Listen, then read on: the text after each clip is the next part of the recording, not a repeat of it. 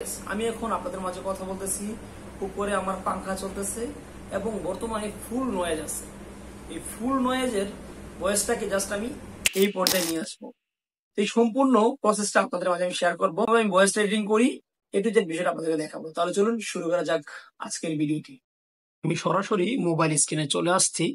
এই voice editing করার জন্য প্রথমে আমাকে ক্যাপকাট অ্যাপ্লিকেশনে চলে যেতে হবে। ক্যাপকাটে চলে আসলাম, তো এখানে নিউ প্রজেক্ট, আমি নিউ প্রজেক্টে ট্যাপ করে দিব। এখান থেকে আপনি আপনার পছন্দ মতন ভিডিও ফুটেজ নিয়ে নেবেন, যে ভিডিও ফুটেজের ভয়েসটা আপনি এডিটিং করতে চান। তো আমি এই ফুটেজটা নিয়ে নিলাম। সো আমি এইখান থেকে ধরুন আমি এটাকে এতটুক কেটে দিচ্ছি এবং এইখান থেকে আমি এতটুক কেটে দিচ্ছি।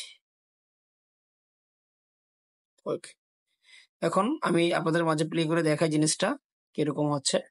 ওকে, তো দেখেন আমার এটা পুরো নয়েজ আছে। ওকে, তো আপনি জাস্ট নিচে টুলস গুলো রয়েছে, এইখান থেকে আপনি স্ক্রল করে জাস্ট এইখানে চলে আসবেন। রিডাকশন নয়েজ নামে একটা অপশন রয়েছে, জাস্ট আপনি এই জায়গাতে একবার প্রেস করে দিবেন। ওকে, আমি আপনাদেরকে দেখাচ্ছি, ঠিক এই জায়গাতে প্রেস করে দিবেন।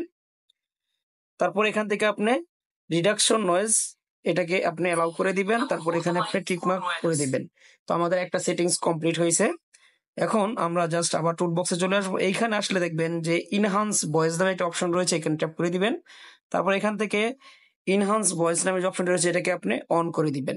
একটু সময় নেবে, দেখবেন যে একটু সময় নেওয়ার পর জিনিসটা অটোমেটিকলি আবার ওপেন হয়ে যাবে। এখন দেখেন আমাদের ভয়েসটা কিরকম। প্রথমে যে ভয়েসটা ছিল আর এখন যে ভয়েসটা ছিল এটাতে অনেক তফাৎ। ওকে, এখানে আমার কোনো বর্তমানে এক ফোটা নয়েজ নাই। তো আপনারা চাইলে এই কোনো মাইক্রোফোন ছাড়া আপনি ভয়েস রেকর্ড করে সেই ভয়েসটাকে এরকম ভাবে এডিটিং করতে পারেন ক্যাপকাটের মাধ্যমে। আশা করি আজকের এই ভিডিওটি দেখে আপনি উপকৃত হয়েছেন। যদি আজকে আমার চ্যানেলে আপনি নতুন দর্শক হয়ে থাকেন, অবশ্যই চ্যানেলটি সাবস্ক্রাইব করে দিয়ে আমাদের পাশে থাকবেন। সবাই ভালো থাকবেন, সুস্থ থাকবেন, খোদা হাফেজ।